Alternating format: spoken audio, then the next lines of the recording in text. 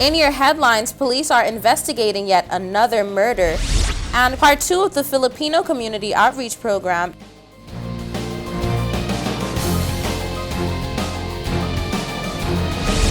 From the PTV Broadcasting Headquarters in Providenciales, your number one source for news, I'm Erica Pinales delivering the latest from across the country this Monday, December 13th, 2021, right to your door. Newswatch starts now. In today's top story, December 9th was International Anti-Corruption Day, and the governor and government have commended the work of regulatory body here in the TCI. Details in this report. The 2021 International Anti-Corruption Day seeks to highlight the rights and responsibilities of everyone in tackling corruption. This includes states, government officials, civil servants, law enforcement officers, media representatives, the private sector, civil society, academia, the public, and youth. This point was reinforced by Governor Nigel Dakin. 9th of December is International Anti-Corruption Day. So along with the rest of the world, the theme today is your right, your role, say no to corruption. It's worth saying up front that the vast majority of those listening to this will never have and never will engage in anything that comes close to corruption. The problem with corruption is it takes just a very small number to spoil it for the rest. A small number seek to profit at the expense of us all.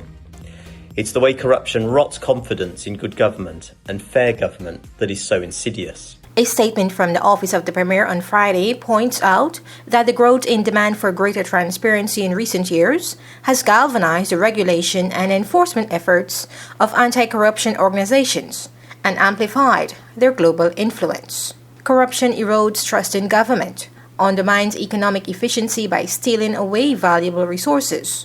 It impedes investment and increases inequality and conflict. Ultimately, the statement reads, it stagnates sustainable development growth. It goes on to read that in understanding the tremendous risk attached to non-compliance, the TCI government has implemented a surveillance and enforcement regime exercised by the Integrity Commission and other public bodies as powerful defense against potential offenders through certainty of detection, severity of punishment, and swiftness of sentencing. The Premier has expressed that he applauds and supports the work of the Commission for their efforts in enhancing transparency throughout the public administration in these islands. Meanwhile, the governor has made an appeal to persons who feel pressure to engage in corrupt activities or know of any such activities to go to the Integrity Commission or go to him personally. It takes two for there to be corruption, one to offer and one to accept, or one to ask and one to give. If you ever find yourself on the wrong end of this conversation, being pressured to either give or take, please stand firm. There's a lot of people relying on you, and if you want support, go to the Integrity Commission with your concern, or if you prefer, come directly to me. I'll support you. So I use this opportunity to express my support with all of you who stand firm against this, who hold a line, particularly those of you who find yourselves in roles where others try to buy either you or your influence. The vast majority of you are bigger than that, I know. So the most important message today is for me to thank those who hold the line and encourage those who others seek to corrupt to just say no. It's your right and it is your role. For PTV News Watch, I'm Delana Isles. It's time for a quick break. When we return, more News Watch.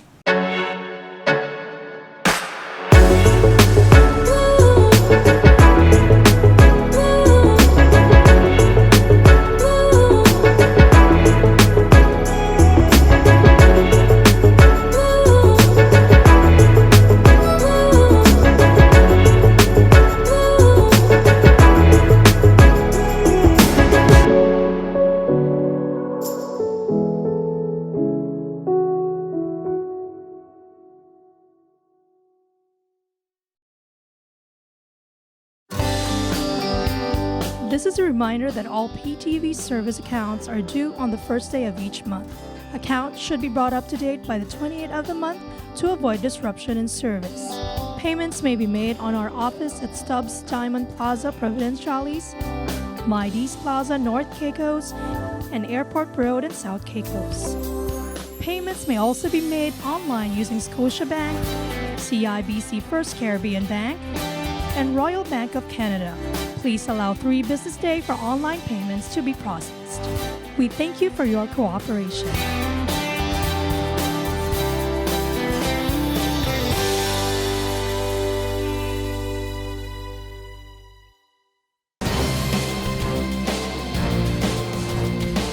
Welcome back to Newswatch. Police are investigating yet another murder to have taken place within this week, this time in the community of Five Keys. Here's what Newswatch has to say of that incident.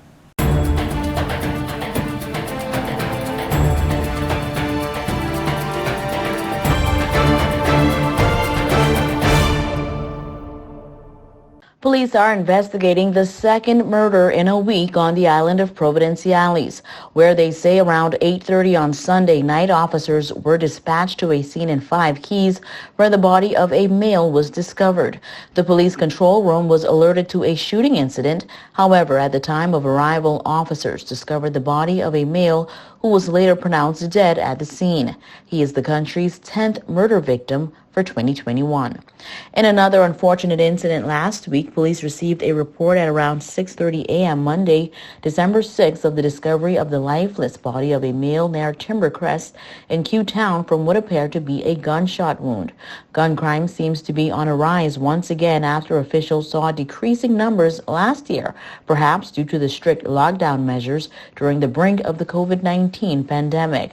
However, police are still nabbing criminals and laying strict sentences on persons caught with illegal weapons. Persons are still being asked to call 911 if they know of anyone in possession of contraband in order to make the communities of the TCI safe. Law officials are appealing for anyone with information regarding these crimes to call 911 or Crime Stoppers to leave tips anonymously. More on your crime report. Police reveal weekend arrest and charges as well as sentencing for various offenses. On Wednesday, December 8, 26-year-old Chavez Musgrove and 31-year-old Andrew Washington Parker appeared in the Providenciales Supreme Court for sentencing. Both men were given 25 years in prison for several serious offenses. The charges stemmed from a report made on July 18, 2017 by 3 complainants. Musgrove stood trial for 3 counts of rape for which he received 15 years imprisonment, 3 counts of kidnapping for which he received 10 years, 2 counts of robbery, another 10 years, 3 counts of possession of an imitation firearm with intent to cause fear, 15 years, and taking a motor vehicle without authority, 3 years in prison. Andrew Parker was tried and convicted of the same offenses, for which he received the same sentences. The sentence of 10 years for kidnapping for both men will begin after the 15-year sentence for rape. The sentence of 15 years for possession of an imitation firearm will run concurrent with the 15-year sentence for rape. The sentence of 3 years for taking a motor vehicle without authority will run concurrently with the kidnapping term of 10 years. Commenting on the result of the trial was Acting Commissioner of Police, Mr. Kendall Grant. He commended the officers involved in the case, saying it was their excellent work throughout the investigation that resulted in this conviction. Meanwhile, in other crime news, last week Friday, police were led on a chase by a man they saw acting suspiciously at the Gustavus Lightbourne Center in downtown Providenciales. The incident occurred at about 7 p.m. Police say they noticed the man with a black pouch in his possession acting in a suspicious manner. They say that upon approaching him, the fellow took off running, but he didn't get very far. He has since been identified as 20-year-old Rosny Altador of Q Town. During the search of the pouch, an illegal firearm, a quantity of ammunition, and illegal drugs were recovered. He was subsequently arrested and will be charged at a later date. Another man is in custody after police found drugs in a car. This arrest occurred last week Tuesday, December 7th at about 11:45 a.m. Cops with a tactical unit carried out a stop and search along Leeward Highway on a purple 4-door car occupied by 2 men. During the search, officers recovered a quantity of drugs. Both men were arrested and charged with possession of controlled drugs. And that's it for your crime update. I'm Delana Alves reporting for PTV News Watch. We'll be right back when we return your sports authority and weather forecast. This is a reminder that all PTV service accounts are due on the first day of each month. Accounts should be brought up to date by the 28th of the month to avoid disruption in service. Payments may be made on our office at Stubbs Diamond Plaza, Providenciales, Mides Plaza, North Caicos, and Airport Road in South Caicos. Payments may also be made online using Scotiabank, CIBC First Caribbean Bank, and Royal Bank of Canada. Please allow 3 business days for online payments to be processed. We thank you for your cooperation.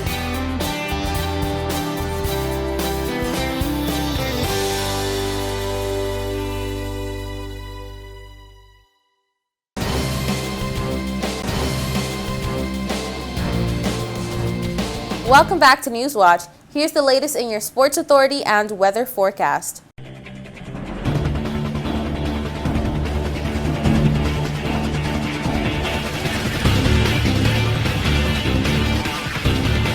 Carlia Lewis has been named Player of the Month by Women in Sports. The big news was announced by the TCIFA, who congratulated her for her accomplishment and praised her hard work, discipline, and dedication. Carlia started off with the TCIFA South Caicos Youth Program. Since then, she's made her way through the ranks and proved herself to be one of the elite players within the Turks and Caicos senior women's national football team. Carlia plays center back and co-captained the Turks and Caicos Islands girls under 15 and women's under 17 national football teams. They also noted her commendable leadership skills on and off the pitch. Recent successes abroad have also been attributed to Carlia. Her contributions have been said to have resulted in Team TCI's silver medal finish in the CFU Girls Under 15 Challenge Series. For your Sports Authority, I'm Ali Carvey. Here's your weather forecast for December 14th, 2021. On the nation's capital, Grand Turk, on Tuesday, partly cloudy skies, high 81, low 76, winds east at 20 to 30 miles per hour. For South Caicos on Tuesday, partly cloudy skies, high 82, low 76, winds east at 20 to 30 miles per hour. For North and Middle Caicos on Tuesday, partly cloudy skies, high 82, low 76, winds east at 15 to 25 miles per hour. For Parrot and Pine Key on Tuesday, mostly sunny skies, high 82, low 76, winds east at 15 to 25 miles per hour. And on Providenciales on Tuesday, mostly sunny skies, high 82, low 76, winds east at 15 to 25 miles per hour. Now for your sunrise and sunset. Sunrise 6:20 a.m., sunset 5:09 p.m., and your high tides and low tides 4:08 a.m., 4:25 p.m., and low tides 10:31 a.m., 10:28 p.m. And that's it for your weather forecast. We'll be right back with more Newswatch.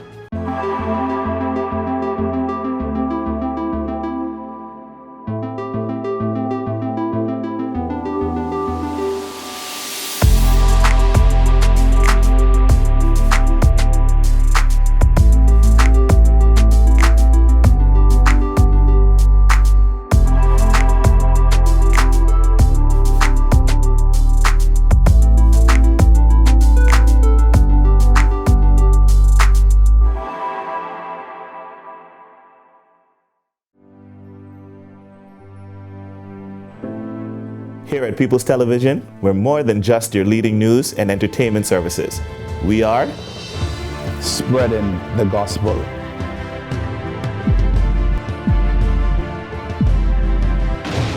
We are breaking barriers. We are preserving the culture. Each one, teach one.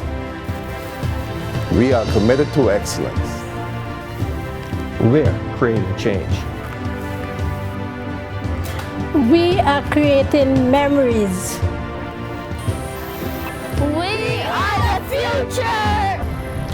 I am PTV. I am PTV. I am PTV. I am PTV.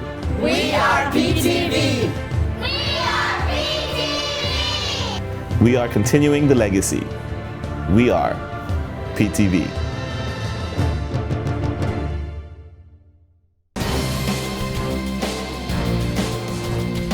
Welcome back to Newswatch. Part 2 of the Filipino Community Outreach Program after 2 years of being inactive, with Consul General from Washington, D.C. closely involved for the betterment of the community's livelihood. Newswatch brings you more. This is part 2 of the Filipino Outreach Program, where we spoke to Eric Arribas, Consul General of the Philippine Embassy from Washington, D.C. Basically, what we are providing the Filipinos here is consular services. When you say consular services, that basically includes the renewal of their passports, their Philippine passports. How come? Because most of the Filipinos are actually workers.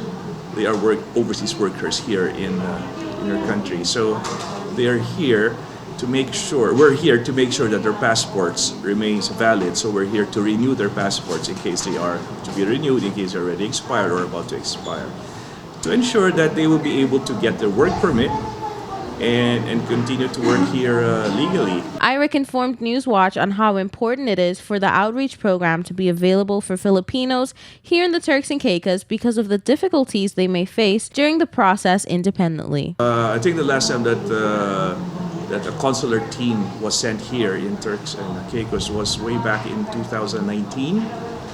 So that's 2 years ago. Well, it's not that often that we can come here, unfortunately. Yeah. But because of the pandemic and all that, travel restrictions. But as much as we could, we would like to come here as often as needed, because see, it's not that easy for the Filipinos to go all the way to Washington, D.C. Washington, D.C. Why? Because the Philippine Embassy in Washington, D.C. has jurisdiction over the consular services for the Filipinos here in Turks and Caicos. They cannot go to Washington, D.C. unless they have a valid U.S. visa. Right. So it's much easier for us to come here and serve the Filipinos here and render consular service. Arribas explained to us that the last time the council was able to host an outreach program as this one was 2 years ago due to the pandemic, which during those times they also extended assistance to those affected by COVID-19. We were allowed by the Department of Foreign Affairs, the Philippine Department of Foreign Affairs, to extend the validity of their passports. Okay, not just, because normally if your passport is about to expire, you need to apply for a new passport. But in order to do that, they need to be at the Philippine Embassy in person, because their biometrics have to be taken. Their fingerprints, their a picture, and everything is done electronically. But since they could not travel to Washington, D.C.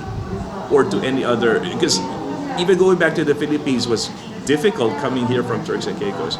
So, and it is also very difficult for our team to come here. So we had to make special arrangements for the validity of their passports to be extended. So what they can do is just to send them across by mail to us in Washington, D.C. We'll process them there, the passports, and then send them back here again. So that's just one of the special arrangements that we had to do because of the restrictions during the COVID period.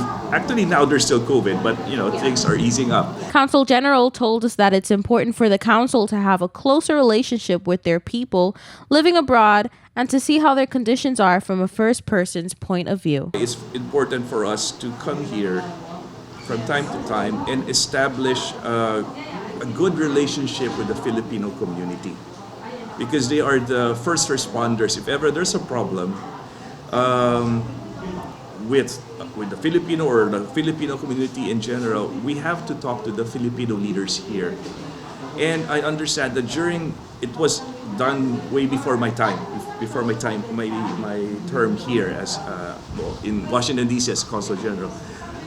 I understand that they had done collaborative efforts to repatriate some of the Filipinos who have lost their jobs, but they had to do that in coordination with their employers and also, of course, with the government of Turks and Caicos, in coordination with the officers and the staff of the Philippine Embassy.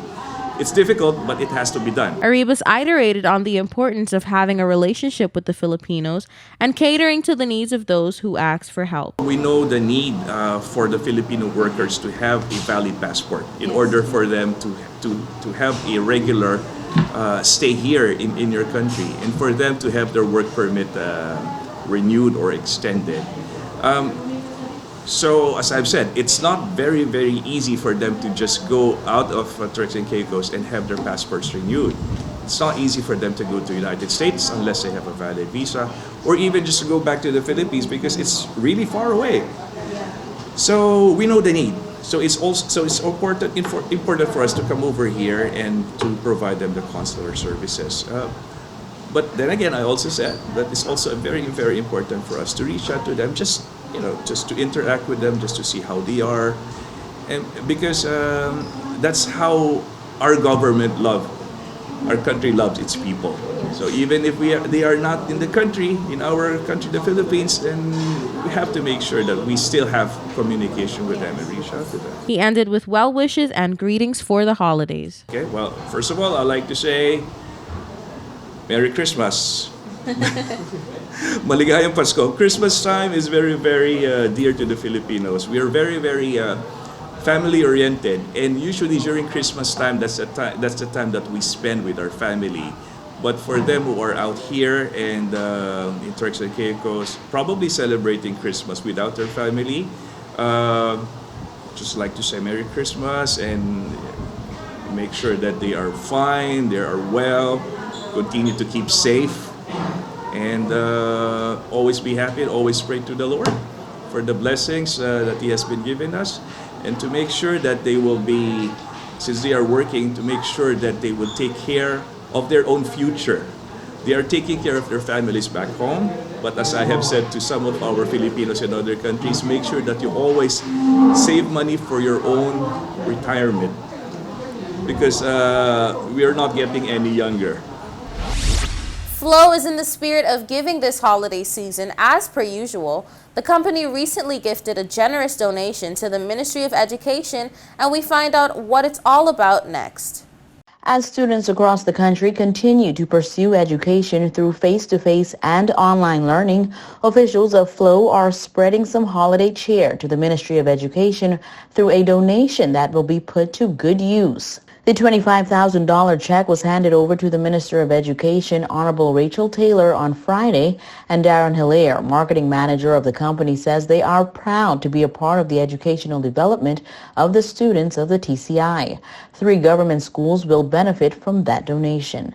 This donation, in fact, will help to facilitate some infrastructural changes to the 3 schools that were selected by the ministry for this phase of the project, which is INT Pratt, C. Hubert James, and North Caicos, and Raymond Gardner High School, which is the bigger undertaking for North Caicos as well. And students across the TCI were not short of devices over the last 2 years, as the ministry received a number of corporate donations of tablets, computers, and laptops, which went to students to assist in online learning during the closure of schools due to the COVID-19 pandemic. Through the pandemic, we have a platform called Flow Study that gives students access to past papers and materials and teachers that assisted them through the virtual learning experience that I think most of them were forced into.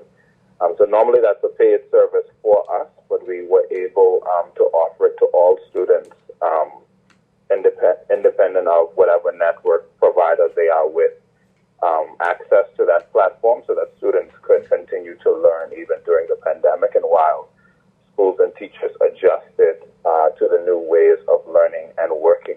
This project was undertaken through Flow and the Cable and Wireless Charitable Foundation, who have previously assisted the ministry in providing access to over $130,000 of ITT equipment for students and staff of the Eliza Simons and Ozita Jolly primary schools. Teachers will be able to facilitate online grading or faster grading and more efficient grading and testing processes.